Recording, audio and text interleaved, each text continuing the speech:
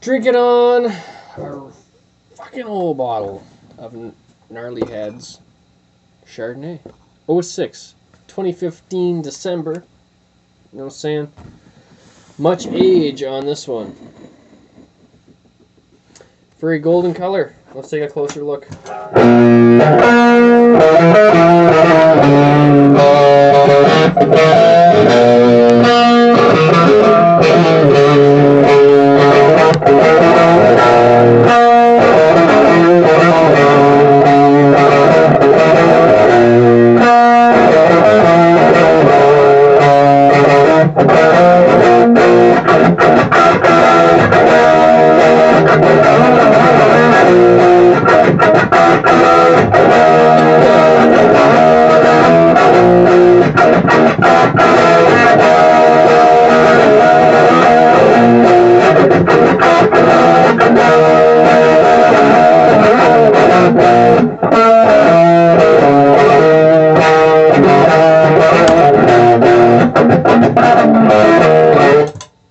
Okay, so fabulous aroma on this one, no question. Really loving this wine. Saw for $18. Saw that display model was 06, and the rest of them were like 2012 or whatever. Nobody noticed. Always check your display bottle. Could have 10 years on the rest of the stash. And it's the same price. The guy at the till ain't gonna know shit. You know, this is for sale, right? Take the display model, replace it with one from underneath. Bam! Beerzerker just taught you one dirty trick. It's not dirty. It's just the way to get the best wine. I mean, it's just survival of the fittest, you know what I mean? Oh, this is a great aroma off this. This is a fabulous wine. Running like crazy. This is 14.5% alcohol by volume. You know what I'm saying? Thick wine. Juicy, sweet.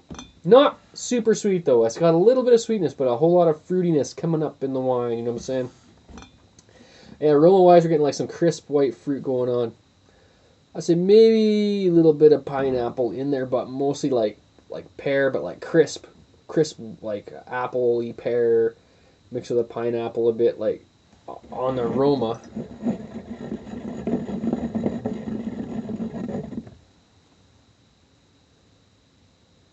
Fabulous, fabulous aroma on this. A little bit of sweetness, almost, hold on. I have some weird association sometimes, but this is, I'm going to call it like a,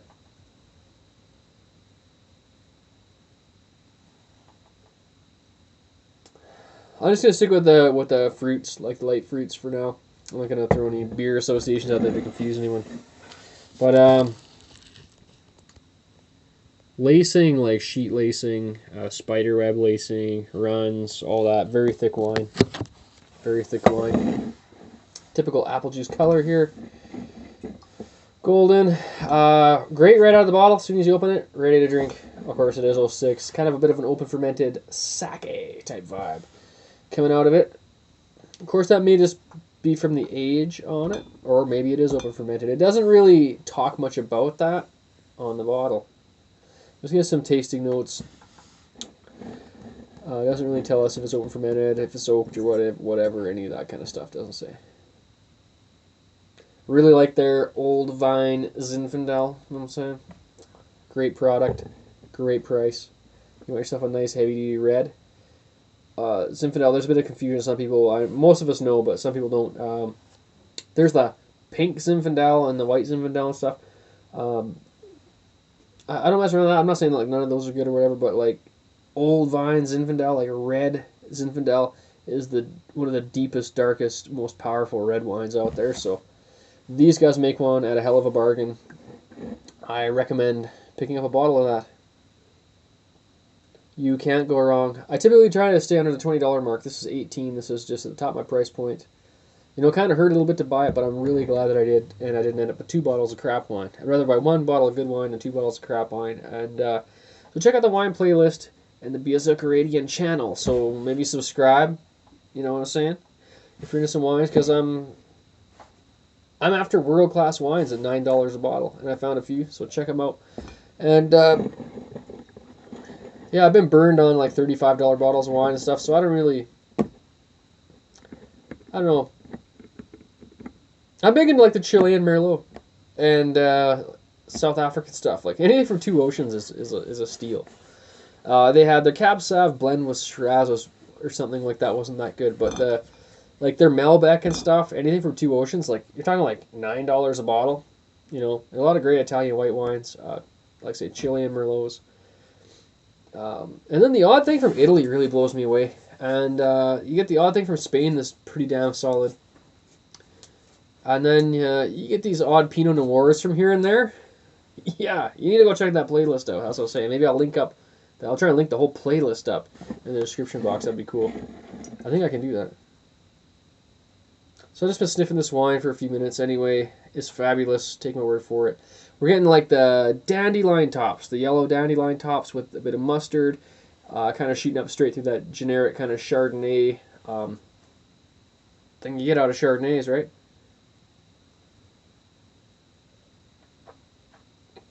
More in the taste, how do I know? I've drank the whole bottle. But as I was breathing, I was like really jumping the gun. I'm like, well, this is great right out of the bottle. This is fabulous. No need to let it breathe too much. But as with the breathe time, as we're moving into like maybe hour number 3,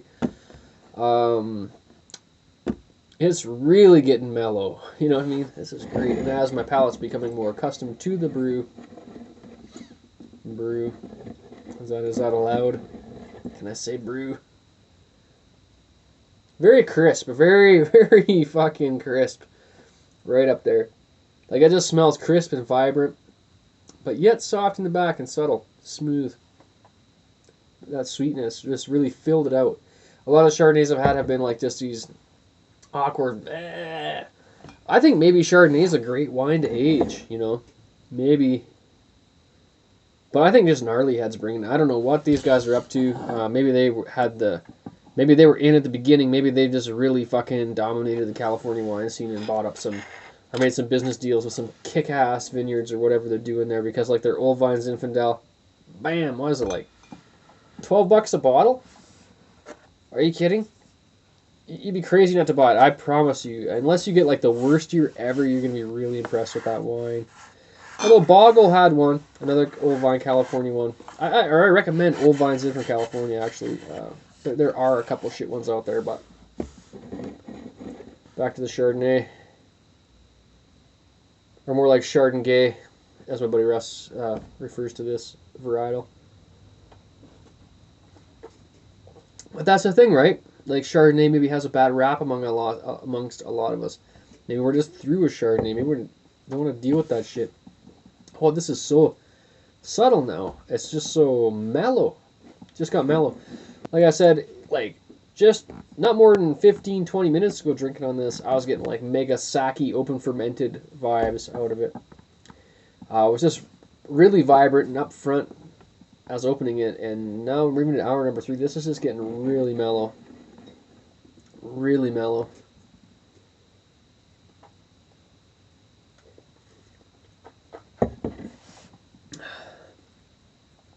Man. I'm just gonna go through all the wine stores in town and just surf down the display models until I keep coming up with bottles of 06, you know what I mean? I'm just gonna go through and, you know, I have a lot, like you can buy some really old bottles for not a bad price.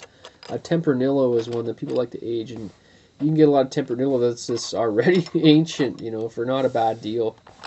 Anything out of Spain is typically not a bad deal, I find. And Chile, I'm really loving Chile. Although I have had a couple bottles of shit from Chile. That can happen, but I'd say in general, you are pretty safe. And I would definitely steer down the vein of Merlot. And I'm not a big Merlot fan. Because until I had one from Chile, I'm like, this is Merlot? This is Merlot? Like, really? You know, anyway, I won't get into too much of that. But it's not the same as what if you've had any French Merlots, you know, that you can afford. You know what I mean? That's what it comes down to. I ain't spending no $400 on a bottle of wine. No way. After reading on this, I've had lots of 90-point white wines with many 90-point medals on them. A lot of great Sauvignon Blancs from all over. Italy, New Zealand, of course, and some neat other varietals from other places and stuff. Viognier. But this is above a 90-point wine for myself, although keep in mind there's like 9 years of age on it. I'm going to say try a fresh bottle.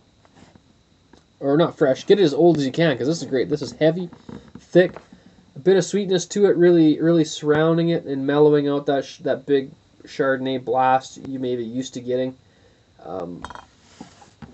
So maybe if you do buy a new one, maybe something you want to throw in your cellar, because this 06 one is just fine. Just fine.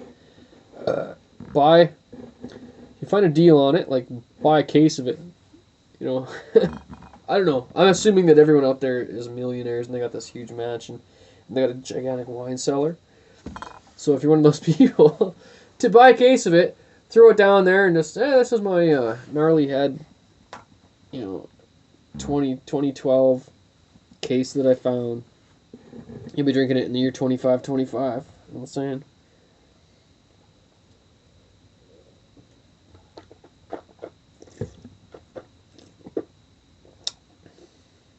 Smooth, baby. Smooth. But it kind of has a bit of kick still. It's not weak. It's not like, it's still Chardonnay.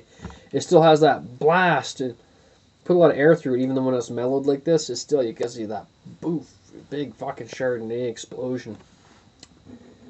But in a mellow way. Like sweetened and richened. I'm really enjoying this wine, if you can't tell. I don't think I can do any review on this wine in less than 15 minutes, because this is 15 minutes of just I'm really happy when I get a good wine, because there's lots of bad wines I get, especially when I'm trying to shop under the $20 mark.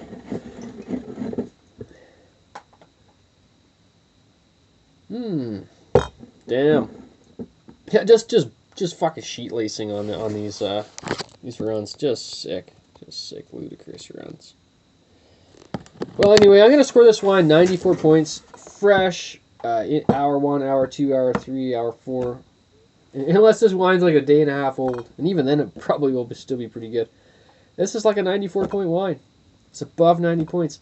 This is fabulous. Keep in mind, it's aged really quite a lot for anything that I've had, besides from those pre-aged like Tempranillos you buy. This is fabulous. This is a really good wine. And I highly recommend their Old Vine Zinfandel. I haven't tried their other varietals. I'm not saying everything they make is great, but I've had those too, and they're definitely worth getting. Especially Old Vine Zin, it's like $12. $12? Come on, $12? It'd be crazy not to buy it, especially if you're having like rib steak that night. Roast, anything like ribs. You know what I'm saying? Ribs. You got some ribs, beef ribs, any kind of beef, liver. You know what I'm saying? Anything heavy like that.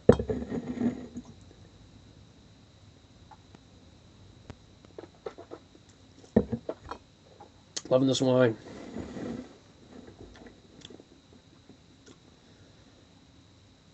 I don't know.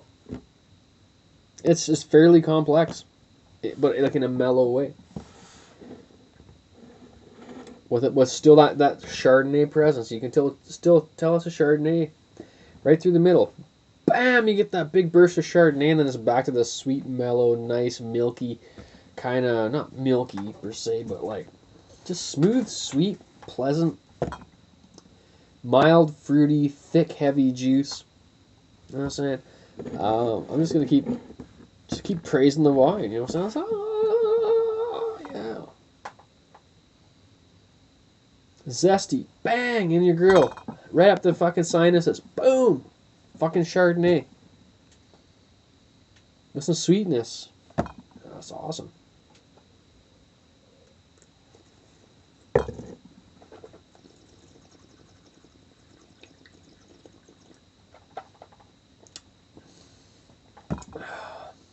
So I put a floral, mustardy, dandelion, kick, sizzle, a little bit of the burn. There's still some acid. Like that's the thing. That's the cool thing about this wine. I think maybe the most important thing, one of the most important things, is there's still like a nice acidic beeline right through the middle. You're getting sweet, warm, nice, rich, open fermented sake tones on the side. You're getting Chardonnay at the middle, but right down there's a fucking harpoon of acidity. That's what it is. It's the acidity harpoon. That's what that is. Right there. The acidity harpoon.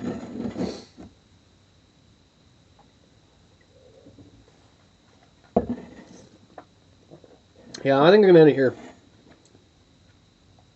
Wow. Rich, warm, soft, subtle. Acidity harpoon. That's it. 94 points. Beerzerker. Damn. Gnarly head. Thanks for being one of the most kick-ass wineries in California I've encountered up until now. Beerzerker, and I'm out. Yeah.